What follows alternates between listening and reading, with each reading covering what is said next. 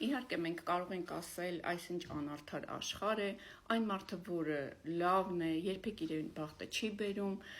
վատ ամուսնություն է ունենում, լավ հարաբերություններ չի ունենում, ուրիշները իրեն օգտագործում են եւ այլն։ Հարգելիներս, ուզում եմ ասել, որ միշտ չի, որ լավը լավ է։ Իհարկե շատ լավ է, որ մարդը բարի է, կարեկցող է, բայց ես ուզում եմ խոսել լավի ստվերային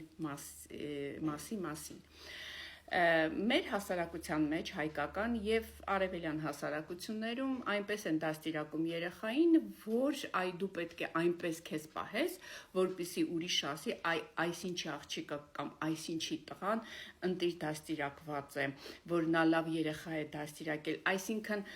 հաշվի չեն առնում իրանց երեխաների ցանկությունները, իրանց երեխաների առանձնահատկությունները, այլ դու պետք է լինես այնպիսին, որ ուրիշ ասի, տես, այսինչ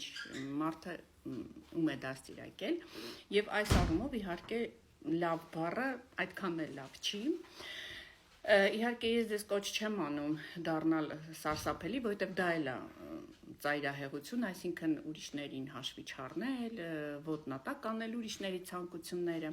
պետք է գալ ոսկի միջինի, այ դրա համար են ասում ոսկի միջին։ Մի ծայրահեղություն այն է, որ մարդը ի վնաս իրեն բոլորին լավությունն է անում, ջանում է բոլորի դուրը գալ,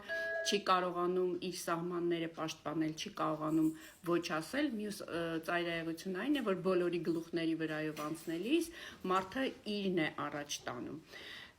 առաջ տանում, պետք է գալ ոսկի միջինի միանշանակ եւ ուրեմն ինչ եմ ուզում ձեզ լավ մարդիկ